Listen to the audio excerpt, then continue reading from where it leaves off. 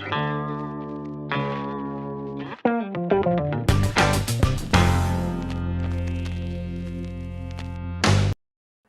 udah masuk ke bulan yang baru. Anyway, akhirnya berarti kita masuk ke minggu pertama. Itu artinya saatnya kita beribadah. Beribadah ya gitu ya. Itu udah mulai nggak lucu soalnya. Udah mulai kayak ya COVID ini kode nih. Tapi ya udahlah. Nah, kita udah masuk ke tema yang baru, yaitu elevate others. Elevate others. Menaikkan sesama. Elevate itu dari kata elevate muncul kata elevator. Elevator kurang familiar sama orang Indo. Orang Indo taunya lift. Jadi kalau di orang bule di Inggris itu kalau nyebut lift itu bukan lift. Jadi jangan sampai ketemu orang bule, do you want go to upstairs with lift? What? Pasti bingung karena lift di bahasa bule itu lift maksudnya ngangkat. Kok nggak nyambung ini grammarnya nih.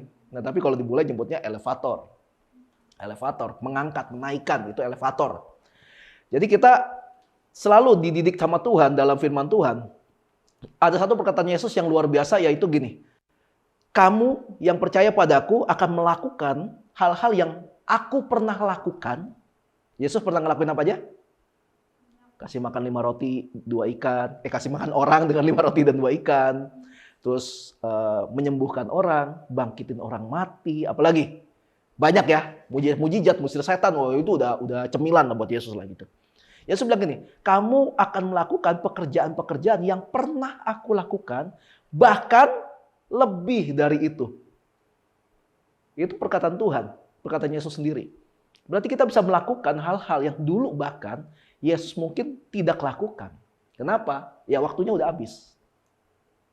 Berarti dengan kata lain, kita punya kuasa untuk melakukan perkara-perkara yang Yesus pernah lakukan, bahkan lebih banyak, bukan lebih besar. Kita nggak mungkin bisa melakukan perkara yang lebih besar dari Yesus gitu. Ya kan? Yesus mati di kayu salib untuk menembus dosa umat manusia gitu. Masa kita lebih besar dari itu? Gimana caranya? Masa kita akan menembus dosa Tuhan gitu ya kan? Nggak mungkin gitu. Tuhan nggak ada dosanya. Nah, Yesus mengatakan itu pada murid-muridnya, bilangnya gini, supaya mereka pun bisa melakukan pekerjaan-pekerjaan yang pernah Yesus lakukan, yang Yesus sebagai gurunya lakukan, supaya murid-muridnya bisa lakukan itu, bahkan lebih dari itu. Nah itu tugasnya pemimpin.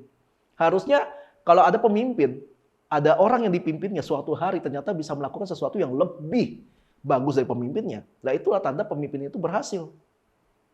Ya lucu kalau misalnya pemimpin, khawatir kalau yang dipimpinnya ini suatu hari lebih maju daripada dia. Memang ada beberapa kejadian di mana ada seorang pemimpin, terus punya murid, nah ketika muridnya sukses, dia nggak pernah nganggap kalau dia sukses karena pemimpinnya ini. Enggak, ini semua hasil gue. Ada yang kayak gitu, ada.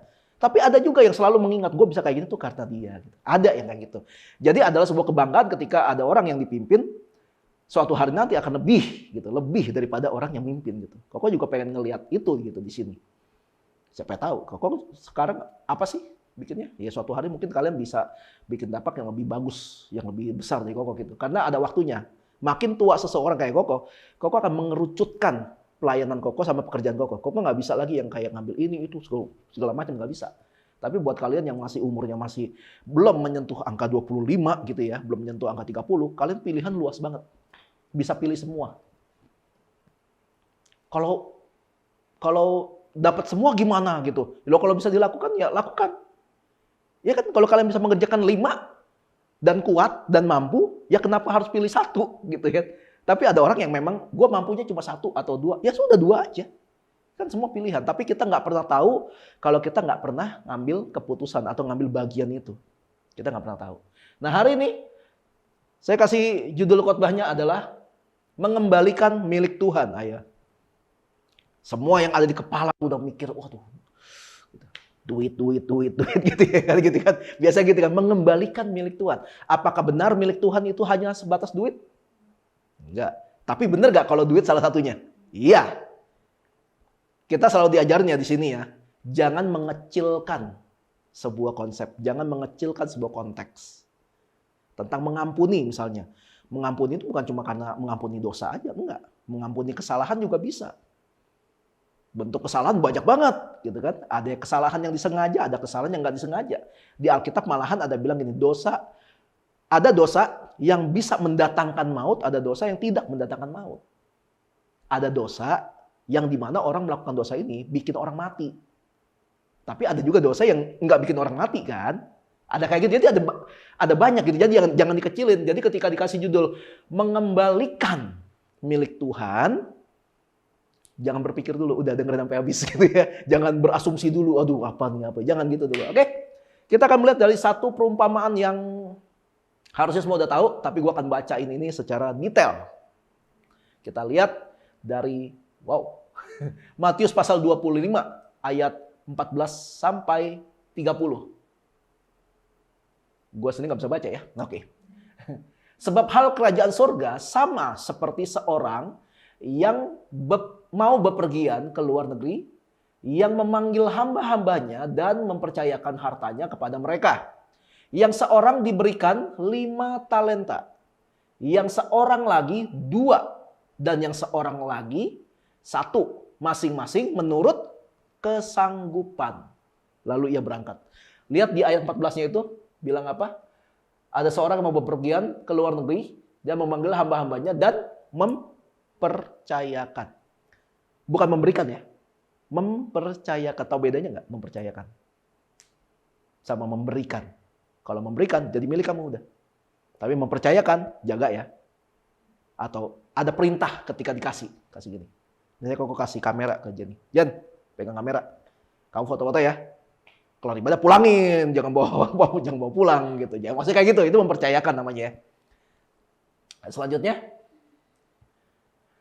segera pergilah hamba yang menerima 5 talenta itu, ia menjalankan uang itu lalu beroleh laba 5 talenta. Dia punya 5 talenta, jalanin dapat laba. Laba itu apa? Untung. Untungnya 5. Jadi 5 tambah 5, jadi dia punya 10 gitu. Hamba yang menerima 2 talenta itu pun berbuat demikian dan berlaba 2 talenta. Tetapi hamba yang menerima 1 talenta itu pergi dan menggali lubang di dalam tanah lalu menyembunyikan uang tuannya. Kenapa kira-kira dia nyembunyiin? Itu yang gak pernah dijelasin. Ada yang bilang males lah, ada yang bilang apa lah. Lalu selanjutnya, lama sesudah itu, lama, nggak tahu berapa lama. Bisa jadi berapa bulan, bisa jadi berapa tahun, bisa jadi berapa puluh tahun. Nggak ada yang tahu. Lama sesudah itu, pulanglah tuan hamba-hamba itu, lalu mengadakan perhitungan dengan mereka. Perhitungan. Kalau kayak pakai contoh yang tadi sama Jenny, aku bakal bilang, pas udah selesai, ya cek fotonya. Wah ini ada yang goyang ini, wah ini blur nih, wah ini apa ini? Wah ini apa ya? Itu perhitungan. Wah ini bagus nih, ini kayak gitulah kurang lebih. Jadi perhitungan. Hamba yang menerima 5 talenta itu datang dan ia membawa laba 5 talenta. Katanya, Tuan 5 talenta, Tuan percayakan kepadaku. Lihat, aku telah beroleh laba 5 talenta. Maka kata tuannya itu kepadanya, baik sekali perbuatanmu itu. Hai hambaku yang baik dan setia. Engkau telah setia dalam perkara kecil. Aku akan memberikan kepadamu tanggung jawab dalam perkara yang besar. Masuklah dan turutlah dalam kebahagiaan Tuhanmu. Kenapa dibilang baik dan setia? Baik karena dia jujur. Setia karena dia tetap mengusahakan talenta itu sampai punya laba. Gitu. Lalu datanglah hamba yang menerima 2 talenta itu, katanya, Tuan, 2 talenta yang Tuan percayakan kepadaku, lihat, aku telah beroleh laba 2 talenta. Maka kata tuannya itu kepadanya, baik sekali perbuatanmu itu, hai hambaku yang baik dan setia. Engkau telah setia memikul tanggung jawab dalam perkara yang kecil. Aku akan memberikan kepadamu tanggung jawab dalam perkara yang besar. Masuklah dan turutlah dalam kebahagiaan Tuhanmu. Tuannya nggak bilang gini kan, cuma 2 talenta. Lihat yang pertama bisa 5. Enggak kan? Enggak. Ada hasil. Dia nggak peduli sama berapa banyak. Kini datanglah juga hamba yang menerima 1 talenta itu, dan berkata, Tuan, aku tahu Tuan adalah manusia yang kejam, yang menuai di tempat di mana Tuan tidak menabur, dan yang memungut dari tempat di mana Tuan tidak menanam. Karena itu aku takut dan pergi menyembunyikan talenta Tuan itu di dalam tanah ini. Terimalah kepunyaan Tuan. Alasannya nggak logis. Karena dia hamba. Hamba kalau dikasih perintah, lakukan aja. Urusan dapat hasil apa enggak, lu lakukan dulu aja. Nggak ada usahanya. Takut menguasai dia makanya. Lalu, maka jawab tuannya itu, hai kamu hamba yang jahat dan malas. Jahat karena dia berbalik nuduh tuannya. Lu jahat sih, lu kejam sih Tuhan, makanya gue nggak mau deh. Gitu. Makanya dibilang jahat. Jadi kamu sudah tahu bahwa aku menuai di tempat di mana aku tidak menabur dan memungut di tempat di mana aku tidak menanam. Karena itu sudahlah seharusnya uangku itu kau berikan kepada orang yang menjalankan uang, supaya sekembaliku aku menerima serta dengan bunganya. Sebab itu ambillah talenta itu daripadanya dan berikanlah kepada orang yang mempunyai 10 talenta itu. Karena setiap orang yang mempunyai kepadanya akan diberi sehingga ia berkelimpahan. Tetapi siapa yang tidak mempunyai, apapun juga yang ada padanya akan diambil daripadanya. Dan campakkanlah hamba yang tidak berguna itu ke dalam kegelapan yang paling gelap. Di sanalah akan terdapat ratap dan kertak gigi. Yesus kasih perumpamaan ini dengan konsep ada tuan dan ada hamba. Makanya kenapa di ujungnya ini hamba yang jahat bakal dibuang ke tempat yang benar-benar menakutkan. Karena konteksnya adalah tuan dan hamba pada zaman itu. Ya. Jadi ini perumpamaan udah sering banget ya kalau udah bahas tentang apa yang kita punya, apa yang kita percayakan gitu. Tapi kita akan coba lihat sisi lain dari perumpamaan ini. Kenapa hamba yang dikasih 1 talenta itu nggak mau mengusahakan yang 1 talenta itu? Kalau yang itu kan 5, wah udah hebat gitu, 2 hebat. Tapi yang 1 ini kenapa kira-kira? Nah, kalau kau tanya gini, hal apa yang paling sering dirusak oleh iblis dari manusia? Kalau kau tanya, hal apa yang paling sering dirusak oleh iblis dari manusia? Lama ya, nggak apa-apa. Hal yang paling sering dirusak oleh iblis dari manusia adalah gambar diri. Atau dalam bahasa Ibraninya, imago Dei. Gambar diri. Gambar diri itu apa? Gambar diri adalah katakanlah sebuah kacamata atau kacamata cara kita berpikir tentang siapa kita. Gambar diri itu seperti itu. Misalnya gini. Misalnya si Jen, jangan deh, Nei aja. Si Nei tiba-tiba ketemu Gogo, terus manggil gini, Bang Pirdi gitu. Lu Cina nih, sejak kapan lu manggil sesama Cina abang? Itu nggak nyambung. Kalau ada orang Batak, orang apa gitu manggil gua bang, masih oke, masih dimaafkan. Karena dia emang kulturnya seperti itu. Koko sering dipanggil sama teman-teman yang dari Kupang, dari NTT, panggilnya Kak. Udah jelas-jelas gue Cina, tapi Kak. Itu karena yang manggil gua orang Timur, bukan orang Cina dari Timur, bukan gitu. Orang Timur panggil Kak gitu. Udah gitu manggil gue kurang ajar, panggil nama gue disingkat gitu. Kafir ya. Tapi kalau kalian ketemu orang-orang Timur yang polos-polos, udah nggak bakal bisa marah deh. Karena manggilnya tulus banget. Kafir. Manggilnya panjang lagi, udah stop. Jangan manggil kafir. Manggilnya terlalu baik. Nah itu gambar diri. Gambar diri adalah cara kita menilai diri kita ini. Cara kita melihat siapa kita, itu gambar diri. Kalian melihat diri kalian itu sebagai apa? Itu akan menentukan cara kalian bertindak, cara kalian berpikir, cara kalian bersosialisasi. Itu ditentukan dari bagaimana kalian melihat diri kalian. Dari zaman di Taman Eden, yang dirusak iblis itu gambar diri. Iblis bilang apa ke Hawa ketika iblis suruh makan? Yang boleh dimakan buah yang ini kan, yang lain nggak boleh. Iblis ngomong apa? Lupa, gue ingetin. Iblis bilang gini, oh enggak. Justru yang harus dimakan buah pengetahuan ini. Yang lain jangan. Kalau kamu makan buah ini, kamu akan jadi sama kayak Tuhan.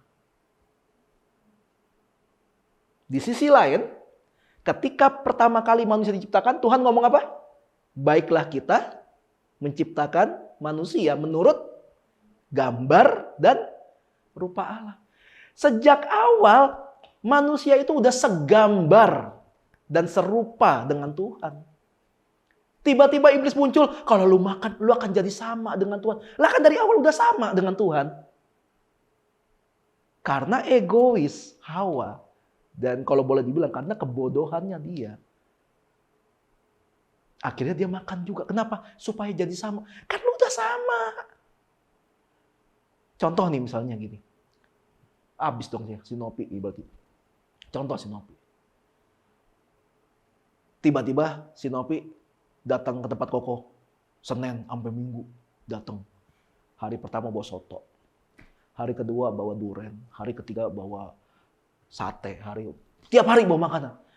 Nah, bagus sih lu bawa ginian, tapi ngapain gitu loh, maksudnya kenapa lu? Ya aku kayak gini supaya aku bisa jadi jemaat di gereja Koko. Kan dari awal lu udah jemaat sini. Buat apa? Buat apa ginian? Ngerti gak? Itu kan hilang gitu kan. Kan dari awal lu udah di sini, dari awal lu udah anggota kita. Buat apa lu melakukan sesuatu supaya lu menjadi seperti yang sejak awal lu udah seperti itu? Itu kan yang dirusak, ya kan? Mungkin si Novi denger nih dari luar. Kok Firdi itu ya, kalau nggak pernah kayak dibawain sesuatu, nggak bakal nganggap lu siapa-siapa deh. Gitu. Mungkin di luar denger kayak gitu, mungkin. Karena itu, gambar dirinya rusak. Padahal sejak kapan gue pernah ngusir salah satu dari kalian walaupun kalian bikin salah? Nggak pernah.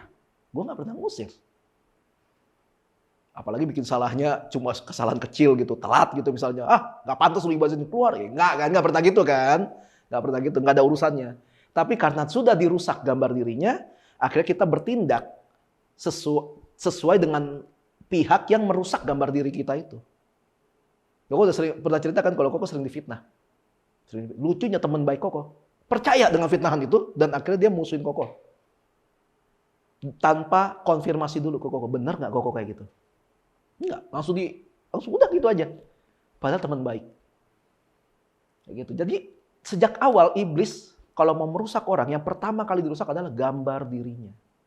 Gimana cara iblis merusak gambar diri manusia? Wadah apa atau sarana apa yang dipakai oleh iblis untuk merusak gambar diri seseorang? Dia bisa pakai pergaulan, bisa kan? Jelas dong pergaulan kan, salah memilih pergaulan rusak udah. Kamu bergaul dengan para penipu, jadilah kamu penipu. Kamu bergaul sama pemabok, jadi pemabok. Terus dengan apa lagi? Lewat keluarga. Loh kok bisa? Iya bisa. Kalau keluarga kamu sejak awal juga sudah dirusak. Ya, ada orang tua yang dengan gampang misalkan kayak Koko sering dipukul sama orang tua, ditanya lu kenapa mukul-mukul anak terus sih? Kalau nggak dipukul nggak nurut. Gua dulu gitu sama bapak gua. Udah dirusak. Apakah benar anak yang dipukul akan lebih baik kelakuannya daripada anak yang nggak dipukul? Enggak. Malah akan membuat sebuah dendam. Dan akan jadi, kalau nggak pernah dibereskan, akan jadi lingkaran setan. Ketika nanti dia punya anak lagi, anaknya bakal digituin lagi. Nggak pernah kelar, makanya generasi jadi rusak.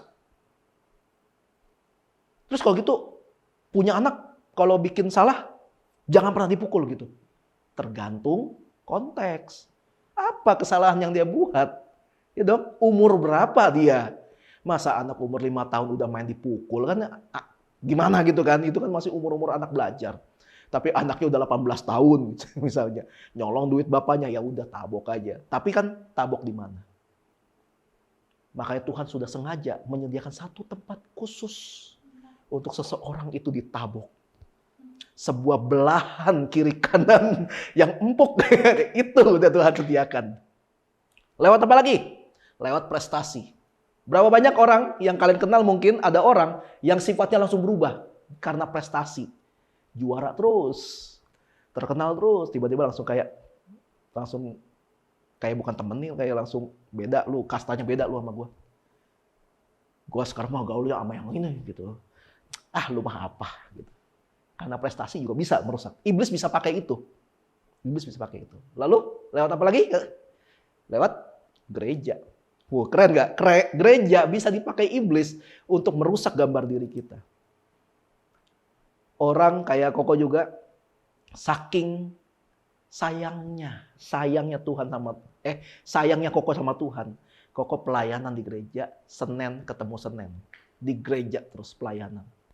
Ibadah wanita iya, sekolah minggu iya, umum iya, youth iya, persekutuan doa iya. Apalagi ada ibadah khusus KKR, Koko main terus.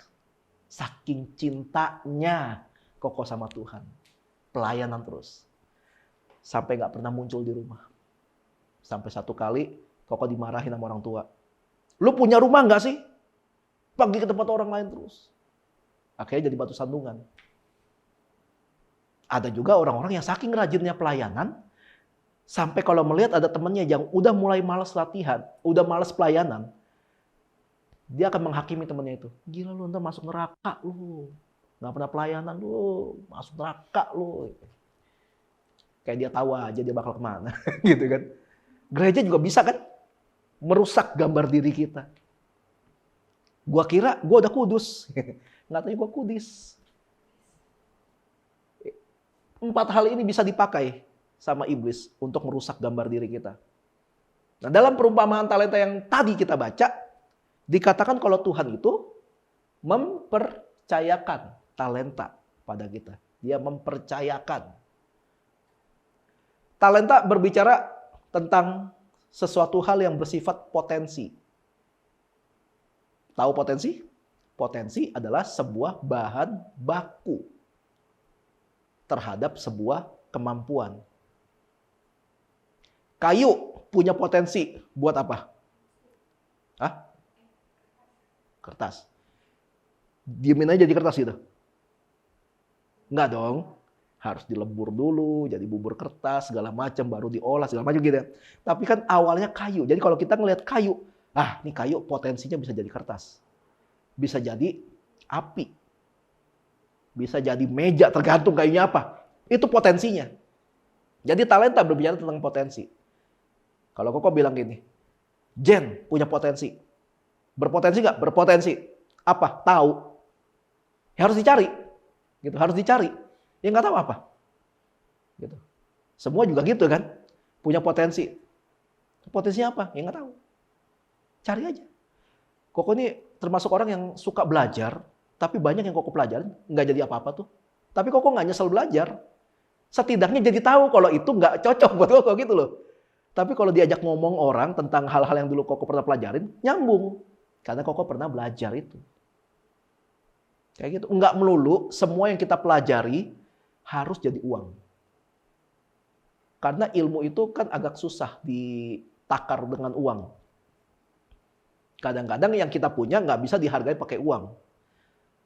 Nggak bisa. Kita mungkin apa yang kita punya ini hanya bisa dihargai dengan perjumpaan dengan orang mungkin. Kita nggak sengaja karena kita tahu ini, akhirnya kita ada satu orang yang tertolong lewat bantuan kita. Ada. Bisa aja kayak gitu. Itu bisa terjadi. Jadi potensi itu talenta itu berbicara tentang hal-hal yang bersifat potensi. Namanya potensi harus dilatih, harus digali, harus dicari, itu namanya potensi. Nah, Tuhan mempercayakan talenta itu pada kita supaya suatu hari nanti Tuhan bisa meminta profit atau keuntungan dari kita karena Tuhan udah berinvestasi ke kita. Kan Tuhan yang kasih nih talenta buat kamu nih. Jadi apa? Ya udah. Tepok doa jadi apa? Prok gitu ya. Nggak tahu jadi apa, tapi ketika nanti jadi suatu hari nanti Tuhan akan minta, gitu. Akan minta bagiannya Tuhan. Nah, potensi itu udah ada dalam diri masing-masing manusia dalam berbagai bentuk. Ada yang mati-matian belajar matematika, nggak ngerti-ngerti. Tapi ada orang baru dijelasin dikit tentang matematika, wih gila langsung ngerti banget. Pernah ketemu yang kayak gitu nggak? Perasaan gue belum ngerti gimana sih, kok lu udah paham gitu. Ada yang kayak gitu kan, tapi ada yang gila gitu belajar. Nggak ngerti-ngerti gitu. Sampai lulus dia juga nggak paham kenapa dia lulus. Gitu. Nyontek gue. Nggak tahu gue kok bisa lulus nih. Ada yang kayak gitu kan. Ada yang diajar tentang sesuatu dikit. Langsung ngerti. Wow gitu oke. Tapi ada yang udah diajarin 24 jam. Masih aja. Gimana? Ada ya kan yang kayak gitu kan. Nah itu potensi orang beda-beda. Memang beda. Gue berani jamin orang jago matematika belum tentu jago di bidang yang lain. Nah, orang bego di matematika nih, bisa aja dia lebih pintar di bidang lain dibanding orang yang pintar matematika itu. Ya udah, itu yang namanya perbedaan potensi tiap orang. Karena tiap talenta orang emang beda-beda. Makanya, selama kita belum mengetahui apa dan di mana potensi kita atau talenta kita, ya cari sampai ketemu. Jadi selama kita belum ketemu kita ini di mana tempatnya, cari terus. Bakal capek nggak? Ya pastilah, namanya juga nyari. Pasti capek. Tapi jangan berhenti. Jangan mager. Karena potensi itu untuk kita juga. Karena nanti akan tiba waktunya Tuhan datang. Terus dia bakal nanya. Gimana? Udah dapat hasil berapa? Bakal nanya Tuhan. Suatu hari nanti Tuhan akan nanya juga ke Kokogi, gimana nih ngurusin gereja ini? Hasilnya apa? Suatu hari nanti bakal digituin. Pada tahu gak ini apa?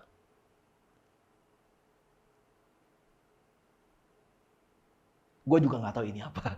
Coba waktu gue klik BTS muncul gini. Gue nggak tahu ini figurnya siapa.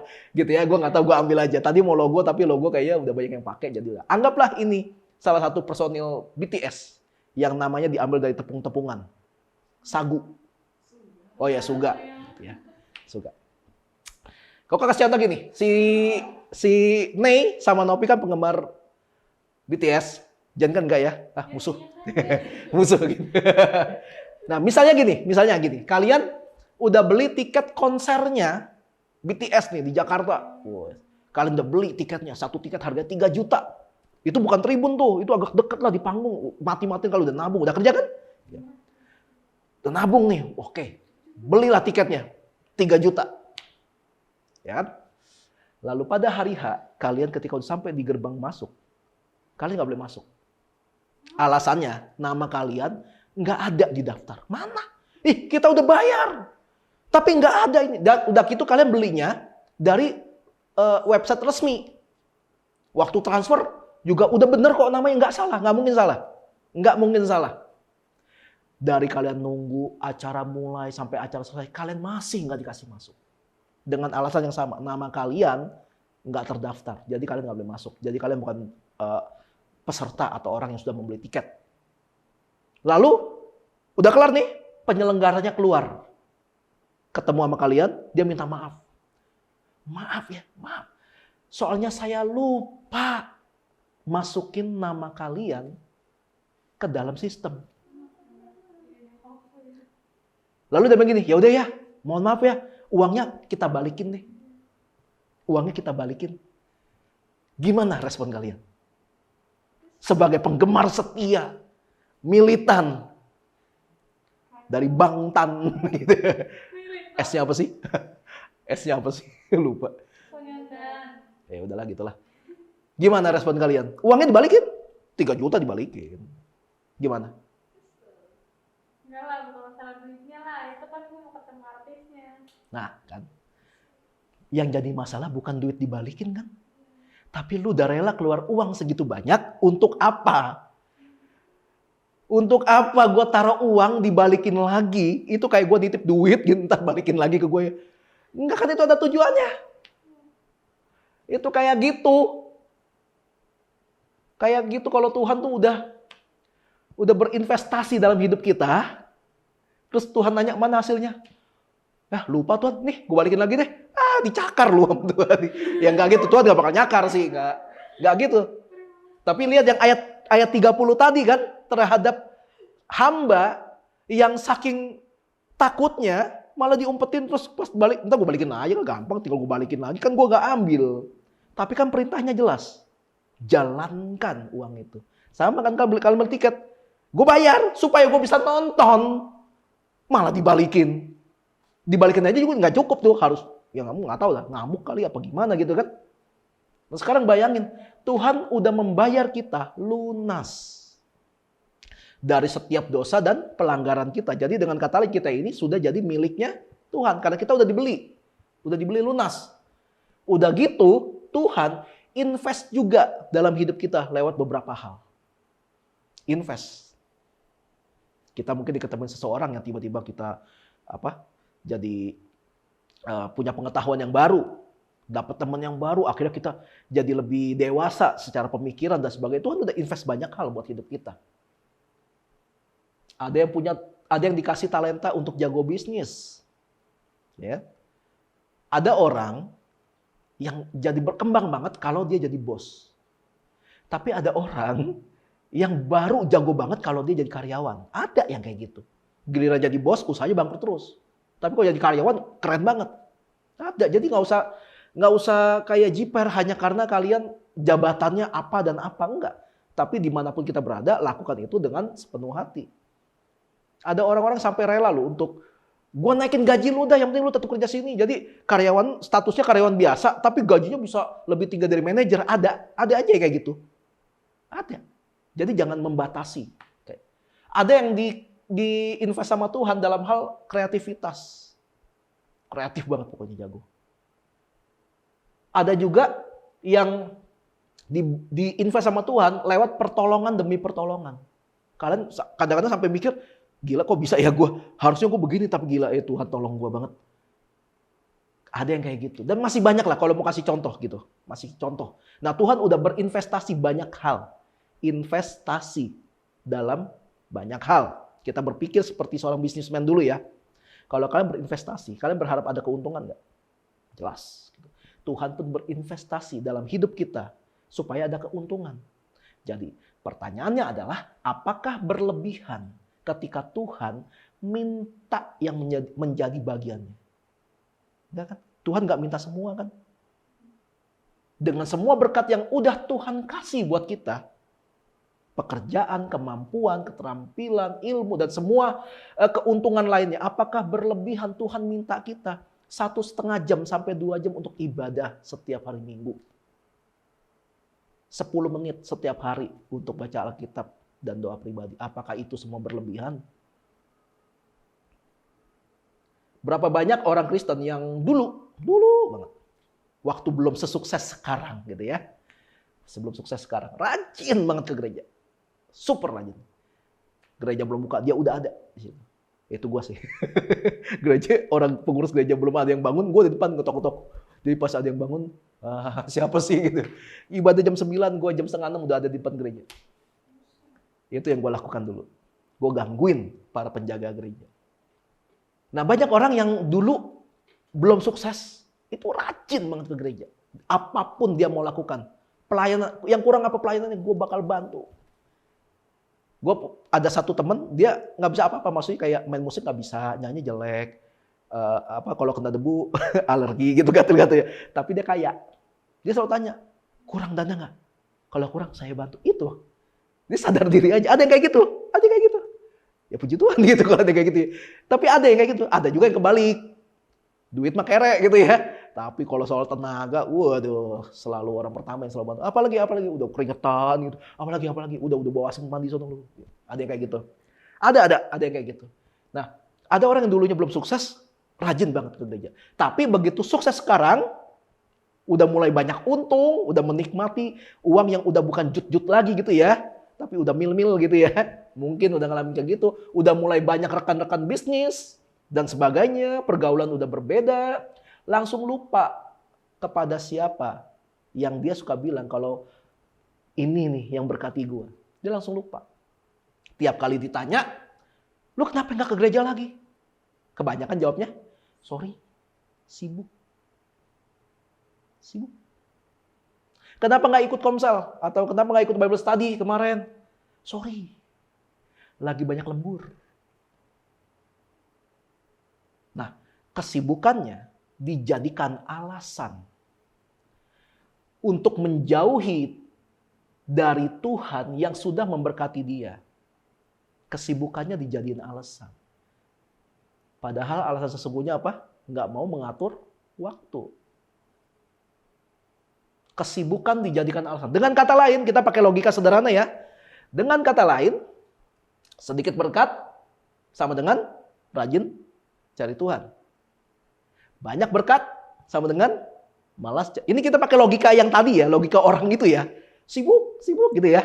Jadi kan logikanya berarti sedikit berkat sama dengan rajin cari Tuhan. Banyak berkat sama dengan malas cari Tuhan. Artinya, biang keroknya adalah berkat. Setuju gak sampai hari ini? Sampai sini. Kalau pakai logikanya dia loh. Ya kan? Kan tiap kali tanya alasannya apa, dia gak ke gereja, gak ketemu lagi dengan teman-teman gereja, alasannya sibuk kan? Berarti lagi banyak berkat dong. Ya kan? Kalau pakai logika itu berarti biang keroknya sampai dia jauh dari Tuhan adalah berkat. Berarti supaya dia rajin lagi cari Tuhan, berkatnya diambil aja.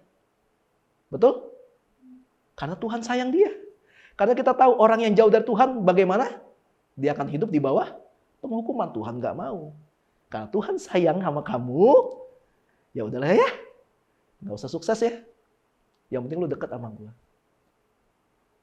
Tapi pertanyaan gini, benar gak sih berkat selalu menghambat kita untuk dekat sama Tuhan? Enggak. Manajemen, pengaturan. Pengaturan, itu yang penting. Kita nggak mau ngatur sih. Koko ingat gak dulu Koko pernah marah? Karena kalian susah kalau buat datang ke Tuti. Tapi acara 17, datang loh. Mau acara malam kayak gimana, dandan heboh gitu ya. Pernah kan? Udah lewat. Udah, gua nggak marah itu. Udah lewat itu aja, itu kisah yang udah lama. Tuhan itu Tuhan yang cemburu kan? Karena Koko ngikut Tuhan, sama Koko jadi gembala yang cemburu. Iya dong? Ketika kita ada orang yang kita sayang lebih milih dia dekat sama orang lain, ya jelas marah dong. Iya nggak sih? Jelas marah. Sekarang si Novi kayak gini, sekarang dia yang suka megang multimedia. Suatu hari datang orang baru. Pas Novi lagi nggak bisa datang. Dia ngerti multimedia. Minggu depan Koko bilang, gila. Minggu lalu tuh kalau bukan karena dia tuh, wah hancur nih multimedia nih, nggak bakal jalan nih gitu.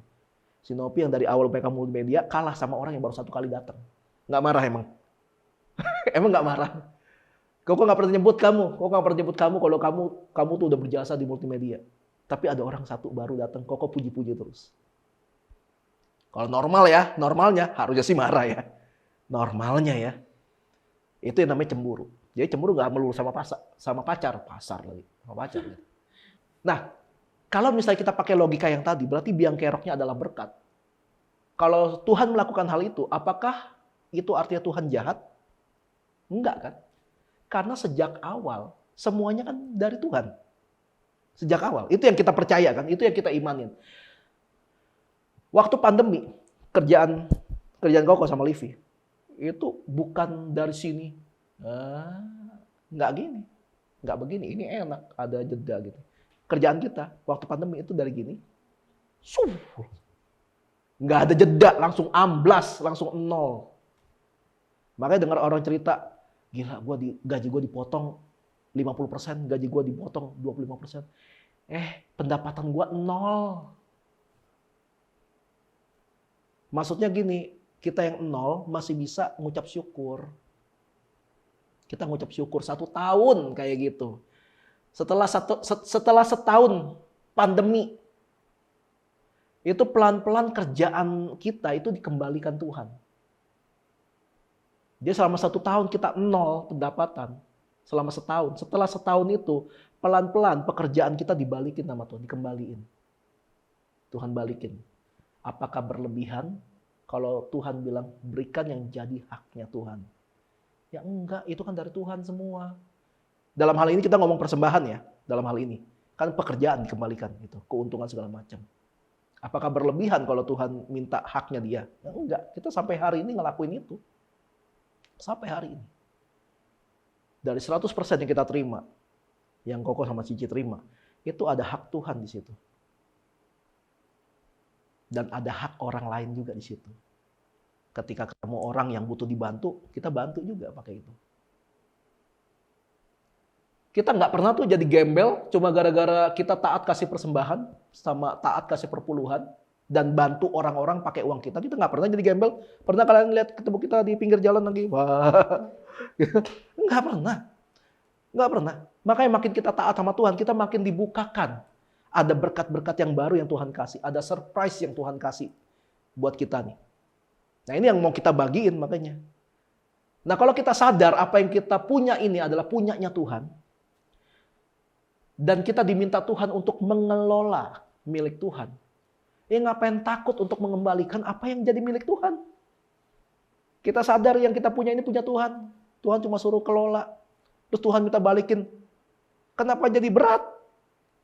Mau balikin sebagian kek, mau balikin semua kek, itu kan punya Tuhan. Karena kita ini kan pengelola. Kita diminta Tuhan untuk mengelola. Cuma gini, kenapa banyak orang yang berat banget untuk mengembalikan uang, mengembalikan yang sebagian milik Tuhan? Kenapa banyak orang yang berat banget untuk mengembalikan yang sebagian milik Tuhan? Kenapa? Alasannya cuma satu. Karena dia tidak merasa sebagai pengelola. Dia merasa kalau dia itu pemilik. Makanya berat. Itulah gambar diri yang dirusak oleh iblis. Kok misalnya kasih uang 100.000 ke nih. Nih tolong dong nih. Beliin Indomie 1 bungkus. 1 bungkus tapi kasih uangnya 100.000. Kembali dong tuh. Sekian puluh ribu kan. Pas kembaliin. Nih kasih Indominya. Terus uangnya nggak mau kasih. Wih apaan lu? Apa itu? Itu apa? Karena tidak merasa sebagai pengelola, sebagai pemilik. Nah itu yang bikin kenapa orang berat. Kenapa itu yang bikin orang jadi berat buat ngasih apa yang jadi haknya Tuhan.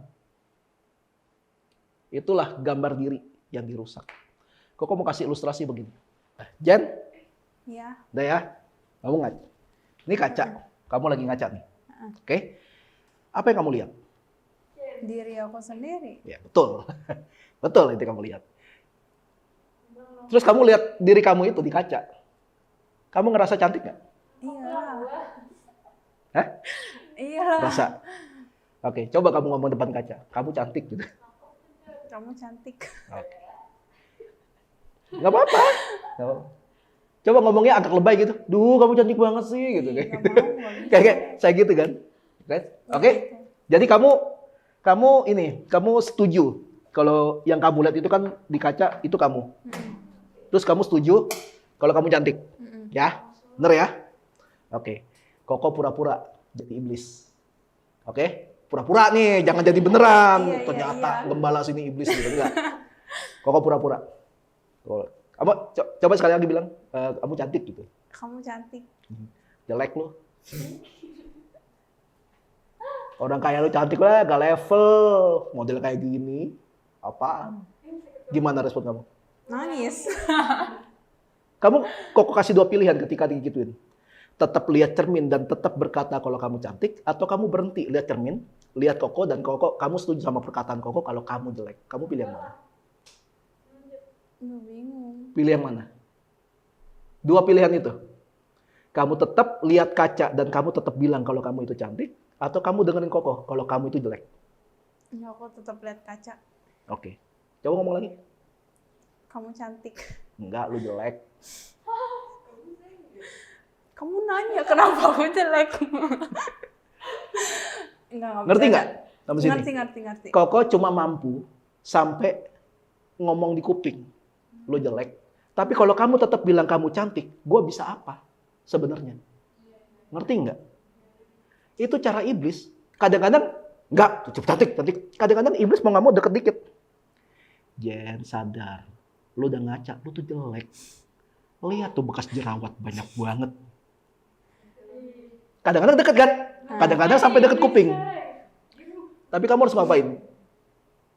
Ya, hiraukan. Betul. Tetap ngaca dan cuekin suara itu. Ngapain lu dengerin? Ya kan? Itu gambar diri kamu. Oke? Biar adil kan? Nopi, sini Nop. Ngerasa jadi orang yang punya masa depan nggak? Oh iya dong, jelas. Oke. Kalau gitu coba ngomong, masa depan lu cerah gitu. Masa depan lu cerah. Atau pakai yang lebih rohani dikit. Masa depan lu tuh berkelimpahan gitu. Kalau bahasa gereja, bahasa Alkitab gitu kan. Aneh. Apa kok? Ya kayak gitu, masa depan lu berkelimpahan gitu. Sabar. Masa depan lu berkelimpahan. Oke. Datang iblis. Ini kita nggak ada orang lain ya, jadi gue yang jadi iblis ya. Oke, kamu udah bilang masa depan kamu cerah. Masa depan kamu berkelimpahan, banyak berkat sebagainya gitu. Datanglah iblis. Gak apa-apa lah, saya berkorban jadi iblis ya. Terus iblis ngomong gini, ketika iblis tahu kamu sedang memotivasi diri kamu, iblis ngomong gini, orang kaya lu bisa sukses. Potong kuping gue. Lu itu madesu. Masa depan suram. Tinggal aja masih ngekos. Mak lu cuma dagang soto di petakan orang. Lu gak mungkin sukses. Enggak, masa depan gue berkelimpahan. Gue gak peduli. Gue mau kayak gitu. Gue gak peduli. Udah kan gue berhasil kan saya. Terakhir nih. Oke. Nih ngaca, jangan lihat tinggal kok. Kamu kalau ngaca, muka kayak gitu, cara berdiri kayak gitu, yakin bisa terkenal nggak? Yakin bisa jadi orang terkenal nggak? Yakin lah, pede. Ya udah, ngomong sama kaca. Kamu orang terkenal ya. Kamu orang terkenal. Orang-orang bakal segan sama kamu. Segan. Iya ngomong gitu. Nggak tahu lagi segan apa. Nggak sombongan ya. Orang-orang bakal baper sama kamu. Dia ngomong gitu, gue tendang juga nih. Orang-orang bakal segan sama lu nih. Kamu juara di banyak hal. Kamu juara di banyak hal. Gak mungkin lo jadi juara, bentak dikit aja nangis. Mungkin lah. Gagal dikit langsung berhenti. Gak mungkin, bisa terus gak mungkin. Bangkit lagi. Gak mungkin, gak mungkin, gak mungkin. Bisa, pasti bisa. Oke, durasi kepanjangan. Udah gitu aja. Itu namanya pelatihan gambar diri. Jadi, semua udah lihat. Itu cara menghandle ketika kita ada yang ngomong. Kadang-kadang bukan iblis, tapi teman lu. Koko, tau gak siapa yang pernah gituin Koko? Orang kaya lu bisa sukses. Itu papa Koko. Depan Koko sendiri ngomong kayak gitu. Orang kaya lu bisa sukses. Dulu Koko sakit hati, sekarang Koko buktiin aja. Dulu sih gitu. Itu gampang gak cara ngindarinnya? Cukup gak usah dengerin. Cuma gini, kenapa suara-suara iblis itu bisa kedengeran? Karena dengernya dari dalam. Nah itu yang harus kita latih. Tuhan udah bilang gini, kamu itu berharga. Kamu itu mulia. Aku sudah punya rencana atau rancangan yang besar. Masa depan yang penuh dengan harapan buat kamu. Udah itu aja yang kamu percaya. Kalau ada yang bilang, lah nggak mungkin bisa. Bodoh lah itu. Anggap aja, sorry ya. Anggap aja itu kayak tokai ngambang di air gitu. Itu juga hilang gitu loh. Kayak gitu. Enak gak lihat gituan? Enggak, tapi itu juga hilang. Tapi kalau Tuhan sebelah kita terus. Tuhan sebelah kita terus gitu. Antara kita mau dirangkul kah sama Tuhan atau enggak. Itu keputusan kita. Jadi untuk bisa punya hati yang benar di hadapan Tuhan, pertama-tama kita harus benerin dulu gambar diri kita. Imago Dei, kita harus benerin dulu. Tentang siapa kita. Untuk bisa punya hati yang benar, gambar diri kita harus benar dulu. Kita harus sadar kalau kita ini sejak awal adalah orang-orang yang enggak layak di hadapan Tuhan. Pertama kita harus sadar itu dulu. Sejak awal kita ini bukan orang yang layak di hadapan Tuhan. Tapi Tuhan Yesus nebus lunas kita. Supaya kita bisa hidup dengan layak di hadapan Tuhan. Layak itu gini loh. Misalkan ini sebuah kerajaan. Yang boleh masuk ke sini hanya orang-orang yang pakaiannya memenuhi kriteria sebagai anak raja. Datang orang gembel gitu pakai baju robek robek, nggak bakal diterima. Baju itu apa? Baju itu ngomong tentang kelakuan kita. Nah, gimana caranya gembel ini bisa diterima dalam kerajaan? Kalau yang punya acara ganti baju lu, nih gue kasih baju yang ini, pakai ini, baru boleh masuk. Nah itu namanya anugerah. Itu kita. Dulu kita gembel, tau gak sih? Tuhan kasih baju baru buat kita, supaya kita layak di hadapan Tuhan. Itu yang Tuhan lakuin buat kita. Nah dengan logika ini, kita harus mulai sadarin diri kita, kalau apa yang kita punya sampai sekarang ini adalah dari Tuhan. Oleh Tuhan. Dan untuk Tuhan. Siapa yang sampai hari ini sudah menikmati berkat Tuhan? Angkat tangan. Nah, kok nggak bakal nanya berkatnya apa ya? Karena berkat banyak banget, beneran banyak banget. Berkat itu bisa apa aja? Kesehatan. Ada yang sakit dalam 2 minggu ini? Karena kok sakit beberapa hari lalu dan sekarang udah sembuh. Gitu. Kesehatan. Nggak dicari, datang sendiri ya. Penyakit kan, gitu kan. Makanya aneh ada orang yang cari penyakit aja lu. Ada yang aneh. Ini kita nggak mau aja datang tuh penyakit. Ini ada yang nyari-nyari. Ada juga berkat keuangan. Siapa yang di sini ngalamin keuangannya udah lebih baik daripada 4 tahun yang lalu? Ngerasa? Daripada 4 tahun yang lalu nih. Lebih baik? Koko juga ngalamin itu keuangan. Berkat keluarga. Ada yang udah ngalamin keluarganya lebih harmonis, lebih baik daripada bertahun-tahun yang lalu. Sama berkat kepintaran. Nah itu mah berjalan terus itu. Selama kita belajar, kita makin pintar. Sekali lagi pertanyaannya. Apakah berlebihan kalau kita memberikan sebagian yang kita punya itu untuk Tuhan? Kita percaya kan kalau ini semua dari Tuhan kan? Ya sudah. Tuhan hanya minta bagian yang jadi miliknya Tuhan. Karena salah satu ciri orang yang cinta Tuhan, selain dia rajin baca Alkitab, selain dia rajin doa pribadi, selain dia rajin pelayanan, adalah dia mengembalikan milik Tuhan. Amin. Yuk. Tuhan memberkatimu. Tuhan melindungimu. Dia menyinarimu dengan wajahnya dan memberikan kasih karunia. Tuhan menghadapkan wajahnya dan memberi damai sejahtera.